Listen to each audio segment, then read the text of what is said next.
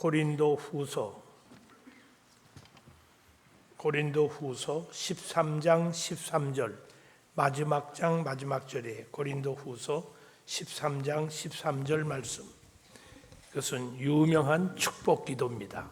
바울이 우리에게 가르쳐준 축복은 이렇게 해라. 13장 13절 말씀 함께 읽겠습니다. 주 예수 그리스도의 은혜와 하나님의 사랑과 성령의 교통하심이 너희 우리와 함께 있을지어다. 한 군데를 더 보겠습니다. 민수기 6장 24절. 민수기 6장 24절 26절까지. 이것은 구약의 축복이에요. 구약의 축복. 민수기 6장 24절, 25절, 26절 함께 읽습니다. 여호와는 내게 복을 주시고 너를 지키시기를 원하며 여호와는 그의 얼굴을 내게 비추사 은혜 베푸시기를 원하며 여호와는 그 얼굴을 내게로 향하여 드사 평강 주시기를 원하노라 할지니라 하라. 굉장한 축복이죠. 여기는 여호와로 나왔어요. 그런데 고린도 후서에서는 성부, 성자, 성령으로 나왔어요. 그러니까 이것이 계시의 점진성을 말하는 것이다. 구약에서는 전부 여호와 하나님인데 신약에 와서는 성부, 성자, 성령 하나님으로 축복이 되었어요. 그래서 오늘은 거룩하신 삼위일체 교리에 대해서 우리가 말씀을 생각하려고 합니다. 이것은 결론부터 말씀을 드리면 신비한 진리이기 때문에 하나님에 대한 것을 우리가 알 수가 없어요. 이건 하나님의 특별한 은총으로 우리에게 이해시켜 주신 것보다 믿게 해 주심으로 우리가 삼위일체 교리를 받게 되는 것입니다. 참되신 하나님, 곧 우리가 그분의 영광을 위해 창조되었고, 그렇게 믿으십니까? 예, 그분의 영광을 위해 창조되었고 그분을 아는 것이 영생은 오래 사는 게 영생이 아니고 하나님을 아는 것. 그러니까 굉장히 중요한 거지요. 우리가 뭘 신학적인 그런 거 하지 말라고. 교회는 신학자들이 모이는 것이 아니니까 믿기만 하라고 어떤 분 그러는데, 알지 못하는 신을 어떻게 믿어요? 알지 못하고 믿는 건 미신이에요. 그저 무조건 믿으라면 맹신이에요. 큰일 납니다. 우리가 신학에 대해서 감사를 해야 돼요. 이 신학자들이 삼위일체라는 말이 신구약 성경 어느 절에 나와 있어요? 못 찾아요. 학자들이 이걸 찾아낸 거예요. 성경 계시를 통해서 성경에서 찾아낸 거예요. 그러니까 굉장히 우리가 이 신학에 대해서 감사를 해야 됩니다. 그분을 아는 것이 영생인 이분은 존재에 있어서 무한하신 영이시며, 삼위일체 하나님은 존재가 이 무한하신 영이, 하나님은 영이시니 그랬잖아요.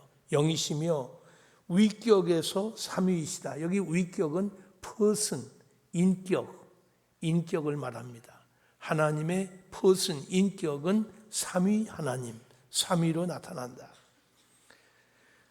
성경적 근거를 지금 민수기 6장에서 우리가 축도를 받았고 고린도 후서에서 역시 축도를 받았는데, 이것을 점진적 계시 속에서 구약에서도 삼위일체 하나님이 나타나고 그때는 유일하신 하나님으로.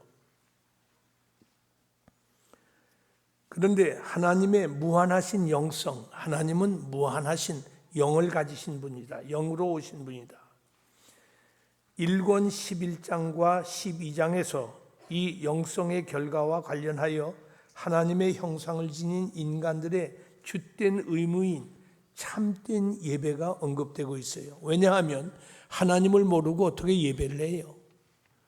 모르는 신을 예배하는 것은 그건 미신이라고 그랬죠. 그렇게 되면 큰일 나지 않습니까? 순수한 예배는 하나님의 형상을 빚어 만들거나 그림으로 표현하는 것을 배척한다. 왜 종교개혁이 일어났습니까? 아이콘, 여러분 요즘 컴퓨터에 아이콘이 뜨잖아요. 아이콘을 가톨릭 예배당 안에는 많이 만들어 놓고 그 아이콘을 숭배했어요. 그래서 성물 숭배가 그들의 예배의 하나예요. 그런데 이것은 아니다. 칼빈은 이건 아니다. 그런데 예술과 아이콘은 구별해야 돼요. 예술과 아이콘은 구별해야 돼요. 제가 어느 날 이런 설교를 한 적이 있습니다. 어떤 분이 제게 아주 좋은 사진을 하나 가져왔어요. 근데 그림을 그린 거예요. 초상화를 그렸어요. 근데 그 밑에를 보니까 이종윤 목사 그랬어요. 내가 보기에는 너무 잘생긴 분인데, 서양 사람처럼 코가 이렇고 눈이 이렇고 아주 훌륭한 분인데, 이종윤이 내가 아닌데, 분명히 내가 아닌데 이름은 이종윤 목사예요. 이거 내가 기뻐하겠습니까? 우리 집에 갖다 붙여놓겠어요? 제 사무실에 붙여놓을까요? 이건 아니죠. 이건 나를 모독하는 거지. 아무리 못생겼어도 이종윤은 이종윤이지. 왜 다른 그림을 그려놓고 이종윤이라고 그래? 그거 안 되잖아요. 제가 그런 적이 한 번 있어요. 먼저 있던 교회에서 국제대회를 하는데 그 국제대회 의장 되는 분이 팜플렛 책을 가지고 만들어 와서 전체 한 5천 명에게 뿌려줬는데 저도 몰랐어요. 강단에 올라가서 보니까 각 대륙의 대표자들 사진이 나왔는데 저도 아시아 대표이기 때문에 나왔는데 다른 여자 사진 밑에다가 이종윤이라고 써놨더라고요. 중동의 어떤 여자인데 그 여자 사진 밑에다가 이종윤. 그래서 얼마나 불쾌한지 제가 식순이 계속 진행되는데 그 의장 옆에 앉았는데 이건 내가 아니지 않느냐 그랬더니 깜짝 놀라는 거예요. 그 나가서 광고를 하고 사과를 하고 그런 적이 한 번 있었는데 그렇잖아요. 보세요. 복은 하나님이 주십니다. 복은 하나님이 주시는데 엉뚱하게 다른 형상을 만들어 놓고 거기다가 절을 하고 그것을 예배하면 그게 말이 안 되지요. 그는 처음부터 하나님을 모독하는 것이지 예배하는 것이 아니다. 그렇기 때문에 하나님을 예배할 때 하나님은 영이신데 영이신 하나님을 어떤 형상을 어떤 무엇을 만들어 놓고 예배하는 것은 잘못된 것이다. 하나님의 영성과 거룩성은 모든 종교적 예배의 기초요 모든 신적 속성들의 기초다. 영성과 거룩성, 하나님의 영성을 예배하고 거룩성을 예배해야 돼요. 하나님이 누구신지를 알 때에 우리의 삶, 생각, 예배가 심도 있게 형성된다. 하나님을 모르고 어떻게 하나님께 예배를 할 수 있어요? 하나님이 어떤 분이신지를 알아야 하나님 앞에 참 예배가 가능한 것입니다. 하나님의 실체는 영원한 영이시며 하나님은 영원한 영이셔요. 영원한 삼위일체로 이해되어야 한다. 그러니까 묻지 말고 그냥 믿어. 그것도 모르는데 그러지 마세요. 그러면 잘못하면은 엉뚱한 걸 믿게 돼 버려요. 잘못 끌려가는 거지요. 그래서 이단 사상이 그렇게 팽배한 것입니다. 하나님의 전 실체가 영적이라는 관점이 배제되지 않아야 하는데 이 전 실체에는 성부, 성자, 성령이 포함된다. 성령이 하나님으로 불리는 때에 그 성령은 전 실체의 본체요 하나님께 속하고 하나님으로부터 기원하는 것으로 언급되어 있다. 성령님께서 독립적 사역은 안 하셔요. 하나님의 의지를 따라서 그리스도께서 행하신 우리에게 유익한 모든 것을 각 사람에게 매개하시는 분이 성령님입니다. 하나님의 영성 때문에 하나님이 영이시기 때문에 우리가 하나님에 대하여 땅에 속한 것이나 육체적인 어떤 것으로도 추측해서는 안 됩니다. 어떤 분이 성령 삼위일체를 설명한다고 그러면서 우리가 하나님의 형상대로 지었지 않는가 보라고 머리, 몸, 다리 3부분으로 되지 않나 팔도 1, 2, 3 또 손가락도 3마디로 1, 2, 3 뭐 이러고 설명해요. 그렇게 설명 안 된단 말이야. 삼위일체를 어떤 분은 물, 공기, 구름 뭐 이렇게 설명하는 분도 있고 많은 아날로기를 말하는데 삼위일체 교리는 그런 인간적인 보이는 어떤 아날로기로 그게 설명이 안 돼요. 그렇게 설명하면은 하나님을 모독하게 되는 거예요. 그는 아주 무서운 그런 많은 학자들이 그렇게 설명했지만 그렇게 따라가면 안 됩니다. 하나님은 영이시기 때문에 우리가 하나님에 대하여 땅에 속한 것이나 육체적인 어떤 것으로도 추측해서는 안 된다. 1권 13장 1절에서 칼빈이 분명하게 땅에 속한 것으로 설명하지 마라.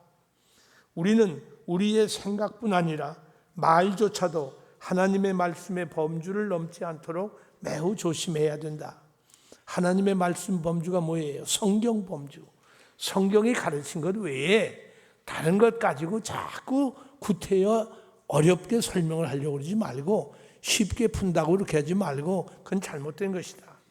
거룩한 말씀이 아닌 다른 곳에서 하나님을 찾으려 하거나 또는 그분의 말씀으로 말미암지 않는 어떤 것을 그분에 관한 것으로 생각하는 헛된 것이 우리의 머릿속에 들어와서는 안 된다.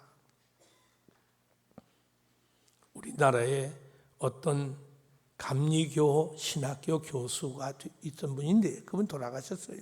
그러니까 그분은 단군 신화가 삼위일체 신화의 패턴이다. 단군, 환인, 환웅, 단군, 그게 삼위일체라는 거예요. 이거는 아무리 그분이 좋은 그런 신학을 사람들에게 이해시키기 위해서 한 말인지는 몰라나 이건 말도 안 돼요. 그건 잘못된 거예요. 어떻게 고음의 후손, 고음을 하나 인간과 결혼해서 낳은 단군이 삼위일체라고 말을 할 수 있습니까? 그러니까 그것은 처음부터 잘못된 거예요. 그러니까 이런 것들로 하나님을 설명하려고 하지 마라. 인간 생각으로 하지 말고 성경이 뭐라고 말했나? 성경이 가르치는, 그래서 칼빈이 중요한 이유가 거기 있어요. 성경이 가르치는 방법대로 해야지 다른 것으로 하지 마라. 하나님은 그의 기록된 말씀과 그의 육신이 된 말씀인 그의 성자 안에서, 기록된 말씀 신구약 성경이죠. 육신이 된 말씀 성자 예수 그리스도입니다. 그 안에서 하나님은 오직 그리스도 안에서 이해된다. 하나님을 알 수 있는 길은 성경과 예수 그리스도, 하나님을 보여주신 그리스도 외에는 알 길이 없어요. 우리에게 자신을 맞추셨어요. 우리 갓난아기에게 엄마를 어떻게 설명해야 돼요? 엄마가 갓난아기의 말로 엄마를 보여주는 거죠. 사랑으로 보여주는 거예요. 이 두 분, 성부와 성자를 성령의 도우심으로 우리가 만나는 것이다. 성령이 없이는 성부를 알 수가 없고 성자를 알 수가 없어요. 성자를 모르고 성부를 알 수가 없어요. 그래서 성령의 도우심으로 성부와 성자를 만나는 것이다. 이 같은 이유 때문에 인간의 철학이나 상상이 아닌 삼위 하나님의 영성이 교회의 사상과 예배를 통제해야 하는 것이다. 교회의 모든 것은, 그리고 예배는 삼위 하나님의 영성이 지배를 해야 된다. 하나님이 이 일을 이루시는 것이다. 만일에 성령이 그리스도와 상관없이 일을 한다고 가정을 해봅시다.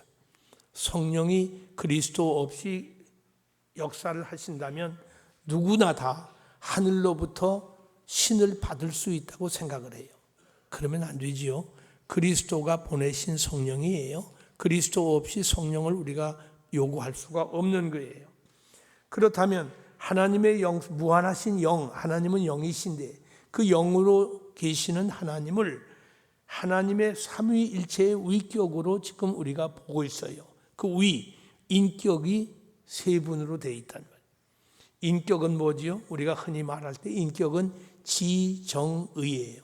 지식작용, 감성작용, 의지작용, 그것을 인격이라고 그래요. 그러니까 인격이 결여됐다 하는 사람을 보면 어떤 사람은 지식이 좀 모자라거나 의지가 박약하거나 감성 부분이 약하면 그 사람은 어떤 면에서 인격이 결여된 거예요. 이 세 가지가 밸런스를 잘 맞춰야 돼요. 남들은 다 와 웃는데 나는 어금니를 깨물면서 나는 안 웃는다. 내가 그렇게 시시한 말로 웃을 줄 아니 하고 하면 감성이 약한 사람이에요. 감성이 죽은 사람이에요. 그런가 하면 의지가 약해서 쉬운 조그만 말 한마디로 찔끔찔끔 또 울고 있는 사람 있잖아요. 그러면 또 안 되잖아요. 또 지식이 모자라서 세상의 모든 것에 대해서 너무 무지하도 그것도 안 되잖아요. 지정의가 밸런스를 맞춰서 균형 있게 잘 성장한 사람, 그 사람을 인격자라고 그러는데, 우리 삼위일체 하나님은 성부도 인격을 가지시고 성자도 인격을 가지시고 성령도 인격을 가지셔서, 그래서 그 인격을 위라고 그렇게 번역을 한 거예요. person, 인격이란 말이에요. 영생에 있어서 무한하신 한 분 참되신 하나님은 그의 거룩 기록된 말씀 안에서, 그의 성육신된 말씀 안에서, 그리고 성령 안에서 성부로 자신을 우리에게 계시하셨다. 우리가 하나님을, 성부 하나님을 주로 부를 때 하나님이라고 부르는데, 성자 하나님도 하나님이에요. 성령 하나님도 하나님이에요. 그러니까 하나님 할 때에, 기도할 때에 아버지 하나님께 기도하는 것이 확실하지만은 아들 하나님에게도 할 수 있고 성령 하나님에게도 할 수 있어요. 그러니까 삼위일체 하나님은 인격을 가지신 분이기 때문에 성령께서 말씀하시기도 하고, 아들이 말씀하기도 하고, 아버지도 말씀을 하셔요. 성령께서 사도행전 13장에 성령이 이르시되 성령이 말씀하고 계셔요. 그러니까 성령이 인격을 가지신 분, 성령 안에서 성부로 자신을 우리에게 계시하셨다. 이 중세기에 아주 초대교회부터 중요한 이단이 둘이 있었어요. 하나는 아리우스파라고 그러고 또 하나는 사벨리우스파라고 있어요. 이 아리우스파는 동방교회 알렉산드리아의 그 교회의 장로였어요. 근데 이 아리우스가 뭘 주장하는 거 아니? 그리스도의 신성을 부인해요. 그리스도는 하나님이 아니다. 하나님은 아버지 하나님만 하나님이고 그리스도는 신성을 갖지 않았다고 하는 이 아리우스파의 이 이단론이 오늘날까지도 많은 학자들이 그냥 따라가고 있어요. 그런가 하면 사벨리우스라고 하는 이 사람은 양태론, 하나님은 한 분이신데 아버지로도 보여지기도 하고 아들로 나타나기도 하고 성령으로 나타나기도 하는 거지, 하나님이 삼위를 가지신 인격이 셋이 아니다. 아주 비슷한 말을 오늘날도 많은 사람들이, 잘못 믿는 사람들이, 기독교인들 중에도 양태론적인 신관을 갖는 사람이 많아요. 이 모양이 단일신론을 말하면서 삼위일체 신이 아니고 단일신이에요. 여러분, 모스크라고 그러죠. 예배당이라고 그러고, 모슬렘들은 모스크라고 하는 남산에도 있잖아요. 그 모스크에 가면 전 세계 어디든지 모스크 앞에 크게 자기들 그 아랍말로 써붙여요. 뭐라고 써붙여는 거 아니? 알라는 유일신이다. 그때 유일신이라는 말은 단일신이에요. 단일신. 근데 유일신과 단일신은 달라요. 유일신은 유니크하단 말이에요. 독특한, 다른 유형이 없다는 그런 뜻이고, 단일신은 싱글이에요. 단일신. 그러니까 여기서 지금 사벨리우스 파에서는 단일신론을 주장하면서 양태론, 모양이 세 가지로 나타난 것이다.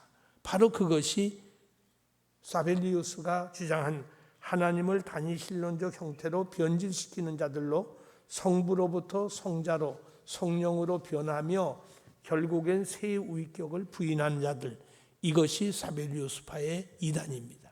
이런 이단들이 최근에도 한국에 어떤 분이 이렇게 주장해서 이것이 크게 신학적으로 논쟁을 벌이고 있는 모습을 가끔 기독교 신문에서 읽고 있습니다.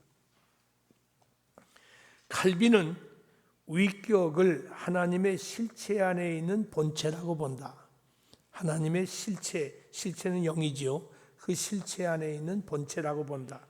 이 위격은 다른 본체들과 관계되어 있으면서도 상호 교통될 수 없는 특성으로 말미암아 구별된다. 이 위격은 서로가 교통하면서도 교통할 수 없는 특성으로 말미암아 구별이 된다. 그러니까 아버지와 아들, 성령은 구별이 된다. 본체라는 용어는 실체와는 다른 어떤 것을 의미한다.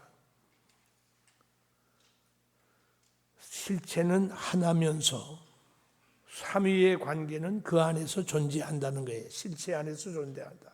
이는 만일 말씀이 단지 하나님일 뿐 다른 아무 특성도 가지고 있지 않다고 하면 말씀이 항상 하나님과 함께 계셨다는 이 말은 부당한 것이 될 것이다.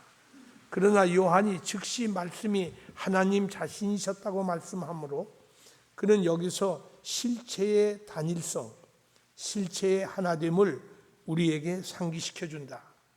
그러나 말씀하신 그가 성부 안에 거하지 않고 하나님과 함께 계실 수 없기 때문에 이 점에서 본체의 개념이 분명하게 드러난다. 본체가 실체와 밀접하게 결속되어 있어 이것은 영원한 신비지요.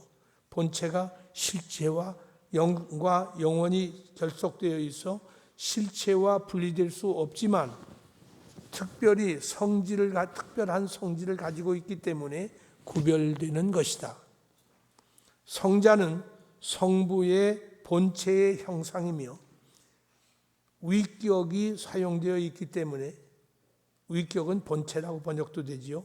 이 위는 성경적이다. 삼위 하나님, 성자 하나님, 성부 하나님, 성령 하나님은 성경이 가르치는 진리예요.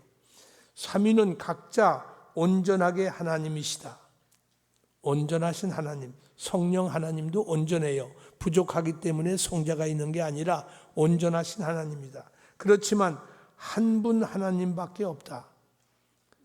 이거는 인간 논리로 해석이 안 돼요. 인간 머리로서는 이거는 해석이 안 돼요. 하나님을 어떻게 알아? 제가 가끔 그런 말 많이 했어요. 저 땅에 기어다니는 개미가 IQ가 아무리 높아도 인간이 이해 못해요. 쇳덩어리를 하늘로 날리고 다니고 물 위에 쇳덩어리를 띄우고 다니고 길바닥을 질주하는 자동차를 만들고 그 인간을 개미가 어떻게 이해를 하겠어요? 그건 이해를 못해요. 우리가 하나님을 이해하는 것은 하나님이 자기를 우리에게 보여주신 것만큼이야. 하나님이 나는 요거다 이렇게 보여주신 것, 성경이 계시해 주신 것, 예수님이 우리에게 말씀해 주신 그 부분을 이해하고 하나님이라고 믿는 거지. 우리가 하나님을 나는 완전히 다 알아, 나는 하나님을 다 확실히 터득해서 그렇게 할 수는 없어요. 아무도 하나님을 알 수가 없습니다. 그러나 하나님은 한 분이신데 각자가 온전하신 영으로 우리에게 오시는 그런 삼위 하나님이시다. 우리가 한 분 하나님을 믿는다고 고백하는데 이 하나님의 호칭은 단일한 실체를 의미한다. 이 실체 안에 세 위격 또는 본체가 존재하는 것이다. 하나님의 전 실체는 영적이며 이 영성에 근거하여 성부, 성자, 성령이 이해되어야 하는 바 아무것도 이 같은 관계를 방해하지 못한다. 성경에서 하나님의 성령으로 호칭되는 경우 그 성령은 전 실체의 본체요 하나님에게 속하고 하나님께로부터 나오시는 것으로 언급되어 있음을 알 수 있다. 그러면 칼빈이 삼위일체 교리를 발견했느냐? 아니죠. 삼위일체 교리는 좀 더 올라가서 어거스틴이 삼위일체 교리를 확실하게 했어요. 그 전에는 삼신론, 하나님이 셋이라고 생각을 했어요. 성경을 아무리 읽어봐도 예수님이 하나님처럼 보이고 성령님이 하나님처럼 보이고 아버지가 하나님처럼 보이니까 이거 삼신이 아니냐 그랬는데 어거스틴이 삼신이 아니다. 한 분 하나님인데 세 분 위격을 가지신 분이라고 하는 것을 어거스틴이 말씀을 했는데 그것을 칼빈이 다시 이것을 조정하면서 칼빈의 중요한 공헌이 뭘까? 칼빈 신학의 중요한 공헌이 뭘까? 하나님의 실체와 하나님의 위격을 명쾌하게 분리가 아닌 구별한 점에서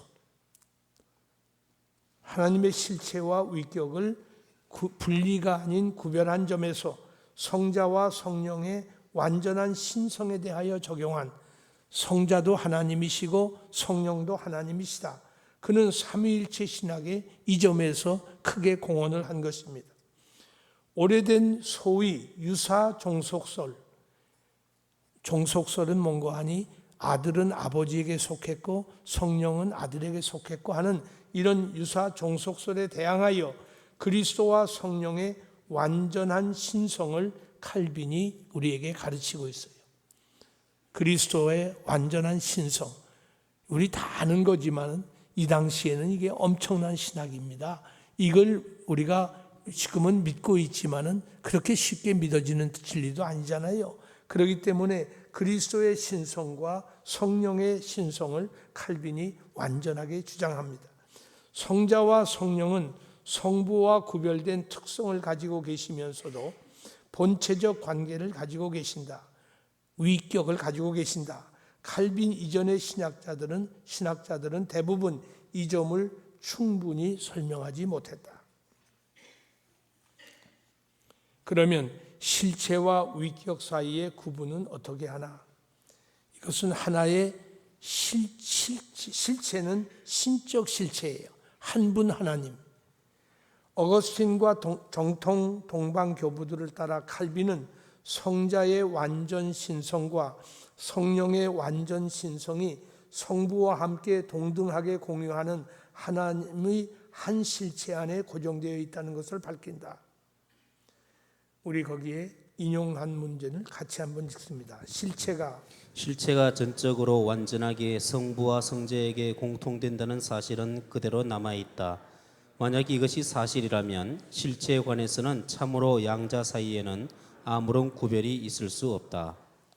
여러분들이 이렇게 짧은 시간에 이 엄청난 교리를 공부할 때 설명을 다 드릴 수가 없으니까 이걸 가지고 가서 또 음미를 해보세요. 전체 이게 수십 장 되는 것을 요 한두 장으로 이렇게 줄였기 때문에 말이 좀 이어지지 않을 수가 있어요. 그런데 하나님의 실체는 단순하고 분할되지 않으며 하나님의 신성이 분할되지 않지요.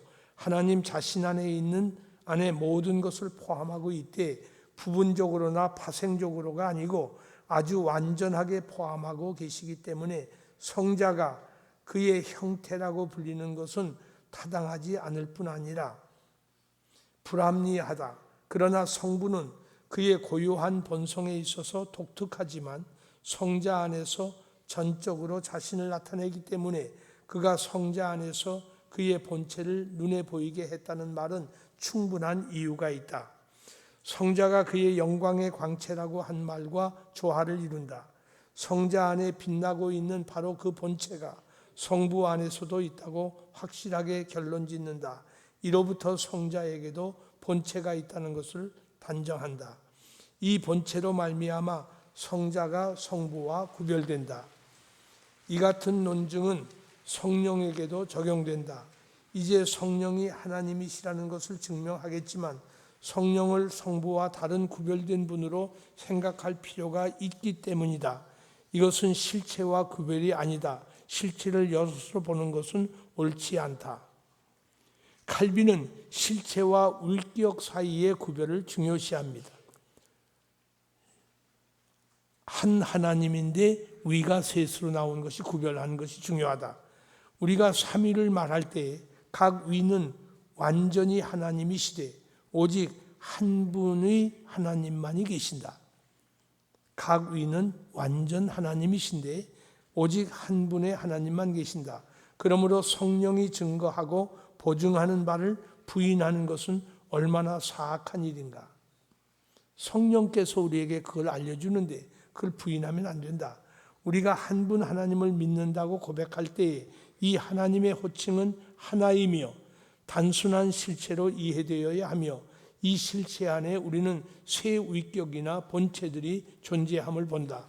따라서 하나님의 이름이 개별화 없이 말해지고 있을 때마다 이것은 성부뿐 아니라 우리가 그냥 하나님 할 때는 성부뿐 아니라 성자와 성령을 지칭한다. 삼위 하나님을 다 말할 때 하나님이라고 말을 하는 거예요. 그러나 성부와 성자 간의 관계가 맺어져 있는 경우에는 위격 간의 구별이 한다. 위격들 안에 있는 독특한 특성으로 말미암아 그들 안에서 순서가 정해지기 때문이다. 예컨대 성부 안에 시작과 근원이 있는 것과도 같다. 성부와 성자와 성령이 함께 언급되는 때는 하나님의 호칭은 특별하게 성부에게 적용된다. 그런데 여러분 축도를 받을 때 왜 성부, 성자, 성령의 순서대로 안 하고 아들 하나님의 사랑하심, 은혜와가 먼저 나옵니까? 은혜가 먼저 나오잖아요. 은혜가 사랑을 가져오기 때문에 아버지의 사랑 그리고 성령의 교통하심. 축도하시는 목사님 중에 삼위 하나님의 이름으로 축도를 하시는데 마지막에 예수님의 이름으로 축원합니다 또 그런 분이 있어요. 아니잖아요. 성부, 성자, 성령 이름으로 축도하면 되는 거지. 예수님의 그 기도가 아니잖아요. 예수님의 이름으로 축원합니다 그렇게 끝내는 분이 있는데 그건 축도 잘못된 거예요. 고린도 후서 13장 13절을 잘 봐야죠. 거기에 보면은 아들 예수 그리스도의 은혜와 아버지 하나님의 뭐지요? 사랑하심과 그 다음에 뭐지요? 성령님의 교통. 요거 빠지면 안 돼요. 성령님의 뭐 감화 감동 그러는데 교통이 있어야 돼요. 교통. 성령님이 우리를 아버지를 알게 하고 아들을 알게 하고 그 성령님이 우리에게 말씀을 교통이 시작돼야 우리가 하나님을 알게 되는 건데 이 교통이 없으면 아무것도 모르는 거죠. 이러한 방식으로 실체의 단일성이 유지되며 성자와 성령의 신성은 조금도 손상됨이 없이 위격 간의 순서가 보존된다. 세 신적 위격들, 성부, 성자, 성령이 다 위를 가지고 계신데 그리스도의 절대적인 신성에 대한 칼빈의 근본적 증명은 출애굽기 3장 14절에서 하나님이 모세에게 계시하신 언약적 이름 나는 나다. 모세가 누가 나를 보냈다고 말합니까? 당신이 누구라고 그럴까요? I am who I am. I am that I am. 나는 나다라고 하는 신성한 네 글자. 요 말이 히브리 단어로 네 글자로 되어 있는데 이거를 히브리 말은 모음이 없었어요. 마조라 학자들이 나중에 모음을 붙였지만은 모음이 없으니까 못 읽지요. 이 네 글자를 썼는데 이것을 야훼라고 읽어야 되는지 여호와라고 읽어야 되는지 이 글자를 못 읽어요. 자음만 있기 때문에. 그리고 히브리어는 우리 옛 한처럼 오른쪽에서 왼쪽으로 씁니다. 글자의 순서를 쓸 때 영어처럼 한글처럼 이렇게 나가는 게 아니고 여기서 이렇게 나가요. 이렇게 읽어야 돼요. 그러니까 여기서 야훼라고 하는 이 네 글자를 신약 성경에서 그리스도에게 적용한 것입니다. 나는 나라는 이름은 하나님이 절대적으로 자존하신다는 뜻입니다. 여러분이 잘 아시는 대로 큐리오스라는 단어가 구약에 여러 번 나와요. 이 큐리오스는 주라는 뜻입니다. 주님, 큐리오스 헬라어로. 이 말이 야훼를 번역한 단어로 사용하고 있어요. 야훼를 큐리오스로. 근데 야훼를 주라고 번역하는 거죠. 그러니까 여호와를 주라고 번역해요. 그런데 그 가장 좋은 신뢰가 시편 23편. 여호와는 나의 목자시니 그랬죠. 여호와는 나의 목자시니. 그런데 영어 성경을 보면 여호와를 The Lord is my shepherd 그랬어요. The Lord라고 번역했어요. 주라고 번역을 했어요. 그러니까 야훼가 주예요. 주님이 야훼예요. 그러니까 여기서 큐리오스 주는 내가 주라고 할 때 주께서 주님이 이 주는 예수님이에요. 그러니까 예수님이 야훼예요. 예수님이 하나님이란 말이에요. 이제 이렇게 우리가 이 단어 성경에서 하나님의 이름을 부르는 것으로 봐도 예수님은 하나님이세요. 그러니까 그렇게 우리가 알 수가 있어요. 이 언약, 은혜 언약의 자존적인 능력의 하나님은 큐리오스, 줍니다. 이제 특별히 설명 없이 사용된 여호와의 이름이 그리스도에게 적용된 사실은 바울의 말들로 보아 분명하다. 고린도전서 12장 8절 9절 함께 읽습니다.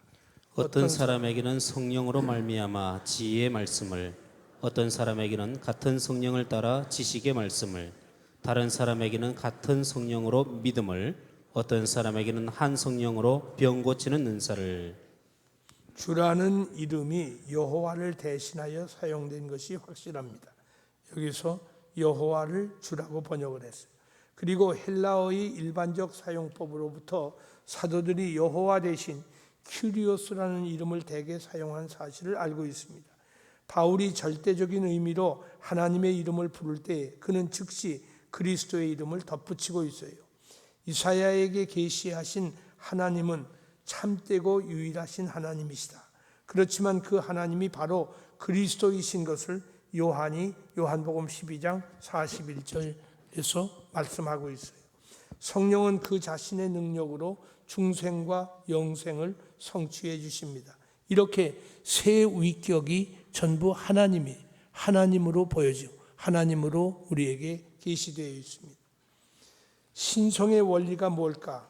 세 신적 위격들의 완전한 신성을 용납한다면 그들 상호 간의 신비한 관계가 어떤 것이기에 그들은 세 하나님이 아니라 한 실체가 되는가?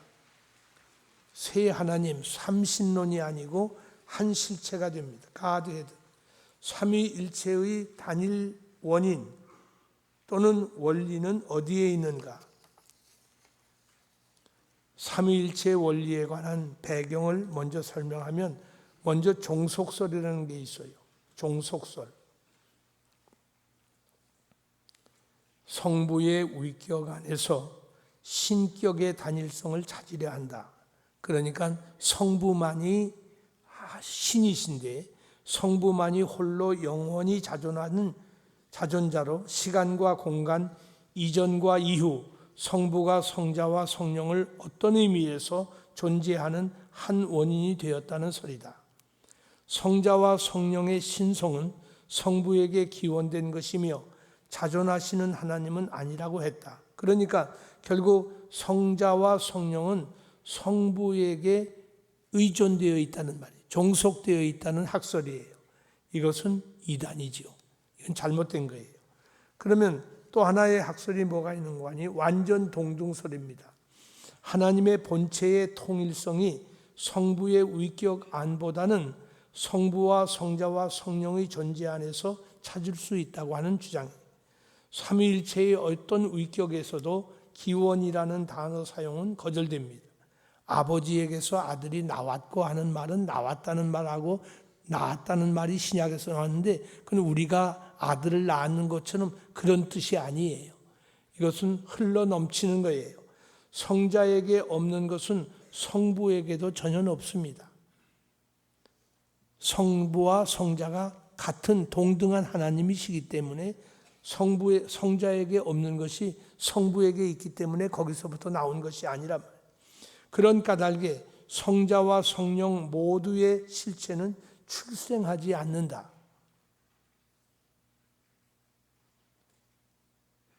중요한 말이에요. 이렇듯 하나님은 위격적으로 구별하지 않는 한 출생하지 않으며 성부는 그의 위격에 있어서 출생하지 않는다. 삼위에는 상호 간의 구별이 있습니다. 분할이 아니라 그랬죠. 이 구별에 의하면 계시 활동 또는 성량 활동의 순서에 있어서 성부가 제1위 신이고 성자가 제2위, 성령의 3위 신이라고 부를 수 있습니다. 성부는 존재 대신 순서에 있어서 신성의 원천이십니다. 성자가 아들이신 것은 하나의 관계를 말합니다. 우리가 사도신경 번역할 때 이 문제를 가장 중요하게 생각했잖아요. 사도신경에서 어떻게 되어 있죠? 독생자 예수 그리스도를 믿으며라고 되어 있었잖아요. 옛날 번역에는. 그러니까 사람들마다 아이고 아버지 하나님이 좀 아들 둘집 나누셔서 좀 여러 중에 하나만 죽어도 괜찮지 않았나 이렇게 생각하는 분이 있단 말이에요. 독생자 하니까 우리가 생각하는 only son 이거 영어로도 또 그렇게 번역했어요. 그렇게만 생각한 거예요. 그 말이 아니에요. 모노게네스라는 말은 독생자로 번역한 이 말은 독생자가 아니고 유니크네스예요. 유일한. 그러니까 아버지와 아들의 관계는 인간의 동물의 어떤 자식과 부모, 부모와 자식과의 관계로 설명이 안 돼요.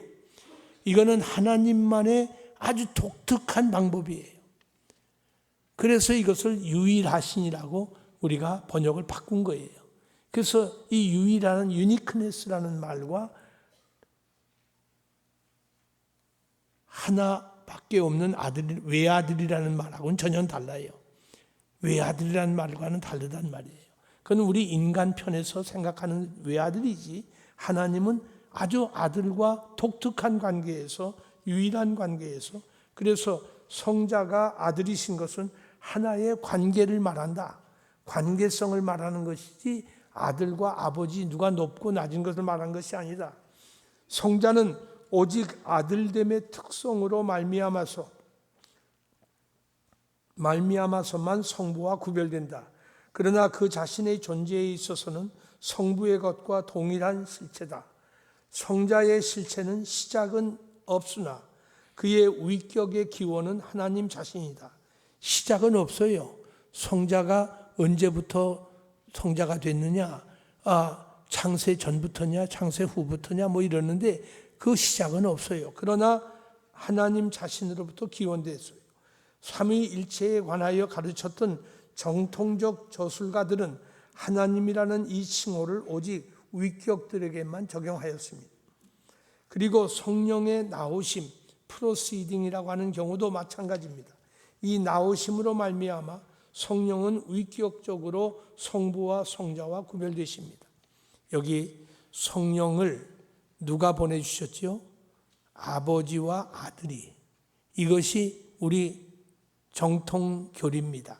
그런데 죄송합니다. 이런 얘기까지 해서 WCC에서는 여러분 많이 들었죠? 최근에 WCC 세계교회협의회에서는 히랍 정교회, 동방교회를 끌어안으려고 동방교회와 서방교회가 갈라질 때에 성령론이 주로 돼서 갈라졌어요.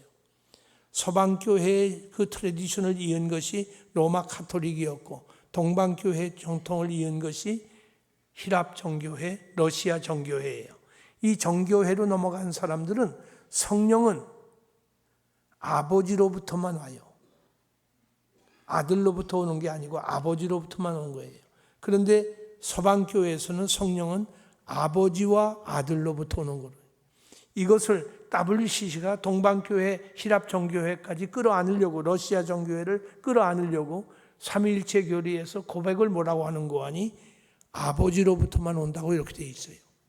그렇기 때문에 이것은 대단히 위험한, 아주 참 중요한 것인데, 그런데 여기서 분명히 성령의 위격으로 성부와 성자와 구별을 하는 것으로 분명히 보여지고 있어요. 그러나 그 자신의 존재 또는 실체에 있어서는 성자가 성부와 동일 실체이듯 또한 성자와 동일 실체다. 성령이 성부와 성자와 동일 실체예요. 하나님의 실체 안에 한 분 하나님으로 알려져 있는 세 위격들이 계시다는 사실입니다. 하나님은 존재하려면 반드시 위격적 관계 내에서 존재하는 것이다. 그러나 이 같은 관계성 때문에 그의 존재가 분할되는 것은 결코 아니다. 하나님을 아는 것은 영생을 소유하는 것이기 때문에 우리가 아이고 이렇게 어려워서 이걸 무슨 말인지 모르겠습니다. 괜찮아요. 무슨 말인지 몰라도 기도하시면 성령께서 믿게 되는 믿음을 주시고 깨닫게 하시는 은혜를 주십니다. 칼빈의 중심 사상이 뭘까? 중요한 말입니다.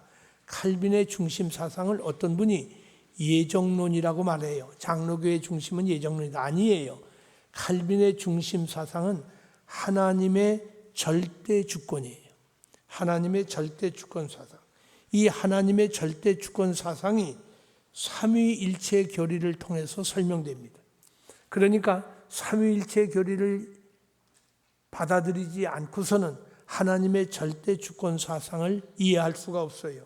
그리스도는 성부와 하나가 된 것이 아니고, 잘 보세요.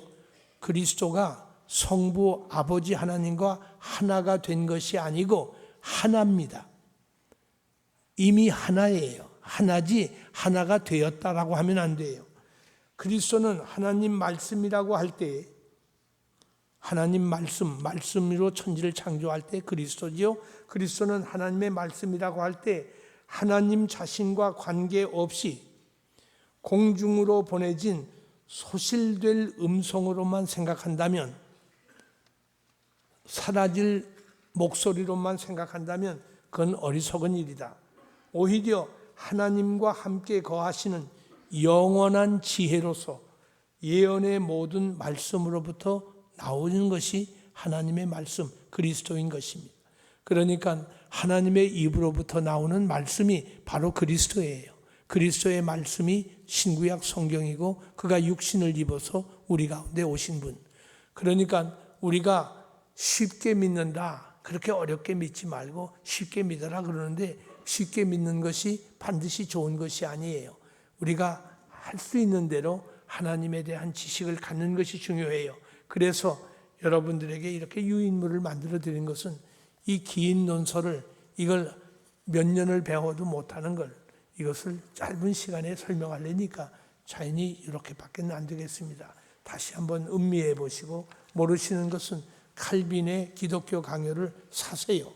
우리 서울교회 교인들 신방 가보면 기독교 강요가 한 줄 딱 꽂혀 있으면 아마 여러분 자식들이 놀랄 겁니다. 우리 엄마 우리 아빠가 기독교 강요를 다 읽어하고 놀랄 거예요. 그 시지부지한 이상한 소설책 꽂아놓지 마시고 제발 그렇게 하시기 바라겠습니다. 기도드리겠습니다.